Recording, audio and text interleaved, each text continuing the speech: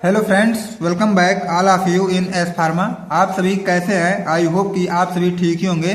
तो आज की इस वीडियो में हम बात करेंगे microbiology B pharm third semester की। जैसा कि आप सभी को पता है कि एग्जाम बिल्कुल आपके करीब आ चुका है और आज हम लोग इस वीडियो में कवर करेंगे मोस्ट इंपॉर्टेंट क्वेश्चन। ठीक है, तो मोस्ट इंपॉर्टेंट क्वेश्चन का मतलब ये है कि अगर मैं यहाँ पे जितना भी क्वेश्चन बताऊंगा, अगर आप उतना क्वेश्चन तैयार कर लेते हैं तो आप लोग आसानी से पास हो सकते हैं। ओके, और इस वीडियो में कवर किया जाएगा अपना यूनिट नंबर 1 से लेके यूनिट नंबर 5 तक जो भी 2 मार्क्स 7 मार्क्स 10 मार्क्स के क्वेश्चन आते हैं, टोटल क्वेश्चन ये कवर किया जाएगा। और ये मेरा अगर मतलब ऐसा मानो कि अगर आप पूरी वीडियो को देख लेते हैं और जितने भी क्वेश्चन हैं अगर आप अच्छी तरीके से सॉल्व कर लेते हैं तो आसानी से आप पास हो सकते हैं। ठीक है, और इनके सोल्यूशन वाली वीडियो मैं जल्द ही अपलोड कर दूंगा अपने चैनल एस फार्मा पर और आप लोग उससे जरूर जाके देखिएगा। बट आज आप लोग क्या करेंगे, केवल इंपॉर्टेंट क्वेश्चन देखो, किस क्वेश्चन की आने की ज्यादा उम्मीद हो जाती है और क्वेश्चन कैसे पुटअप किया जाता है। ठीक है, तो अब चलिए हम लोग स्टार्टअप करते हैं अपना यूनिट नंबर 1 से। यूनिट नंबर 1 का हमारा पहला क्वेश्चन बनता है right in detail about scope and application of pharmaceutical microbiology. इसमें आपको detail about scope and application of pharmaceutical microbiology, pharmaceutical microbiology का आपको स्कोप और एप्लीकेशन दोनों को बता देना। ठीक है, और अगर कभी कभी पूछता है राइट द एप्लीकेशन ऑफ ये माइक्रोबायोलॉजी तो 2 नंबर का, right the scope of microbiology तो 2 नंबर। ठीक है, और अगर दोनों को मर्ज करके पूछा तो 7 या 10 नंबर का पूछता है। ओके, तो आई होप कि आपको समझ में आया होगा कि क्वेश्चन कैसे पुटअप किया जाता है। एंड सेकंड की बात करें तो describe bacteria growth curve with all phases,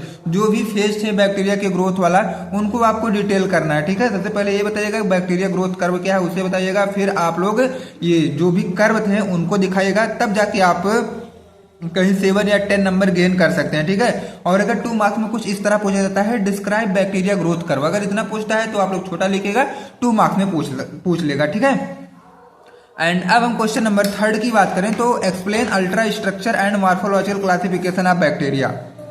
अब यहाँ पे आपको बैक्टीरिया का अल्ट्रा स्ट्रक्चर और मॉर्फोलॉजिकल क्लासिफिकेशन करना है। ठीक है, और अगर केवल पूछ लिया व्हाट इज बैक्टीरिया तो ये 2 नंबर में पूछेगा। ओके, और अगर दोनों को मर्ज करा अल्ट्रा स्ट्रक्चर और मॉर्फोलॉजिकल क्लासिफिकेशन तो ये आपका 7 या 10 मार्क्स में पूछेगा।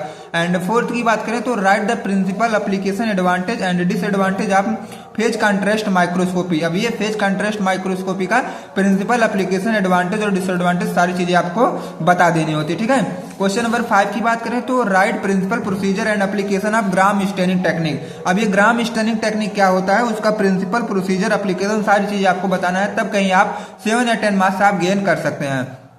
क्वेश्चन नंबर 6 की बात अगर हम करें तो write principle procedure application of acid fast. ठीक है, एसिड फास्ट का जो भी प्रोसीजर प्रिंसिपल एंड एप्लीकेशन होता है सारी आप लोग लिखनी है। एसिड फास्ट स्टेनिंग थी आपकी माइक्रोबायोलॉजी में और उसको कभी कभी हम जीएल निल्सन स्टेनिंग बोलते हैं, तो इसके नाम से भी पूछा जा सकता है ये। ठीक है, 7th की बात करें तो differentiate between dry heat and moist heat sterilization. अब देखो ड्राई हीट और मॉइस्ट हीट स्टेरिलाइजेशन में दोनों में डिफरेंस भी पूछ सकता है और 2, 7 या 10 मार्क्स का पूछेगा। ठीक है, अगर 2 मार्क्स का पूछ रहा है तो 2 लाइन दोनों का लिख दीजिएगा, 7 मार्क्स पूछ रहा है तो उसे अकॉर्डिंग लिखिएगा, 10 मार्क्स है तो और थोड़ा सा कंटेंट बढ़ाइएगा आप लोग। ठीक है, क्वेश्चन नंबर 8 की बात करें तो 8th हमारा जो आता है discuss different type of sterility indicators for evaluation of sterilization. Sterilization को इवैल्यूएट करने के लिए अलग अलग हमारे स्टेरिलिटी इंडिकेटर होते हैं, उनको आपको डिटेल में कर देना है। ओके, और मैं फिर एक बार बता देना चाहता हूं कि इन सब का आपको सोल्यूशन जल्द से जल्द मिलने वाला है, आपके इसी चैनल एस फार्मा पे ही मिलेगा।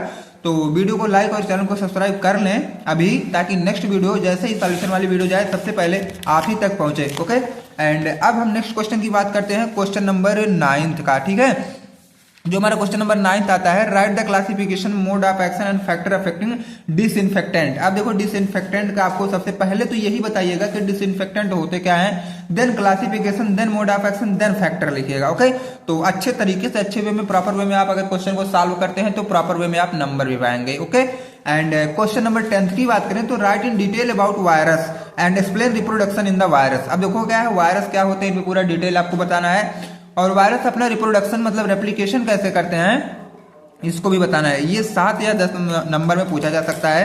क्वेश्चन नंबर 11 की बात करें तो describe the concept and design of clean and aseptic area. अब देखो क्या है, कॉन्सेप्ट और डिजाइन आपको बताना है क्लीन और एसेप्टिक एरिया का।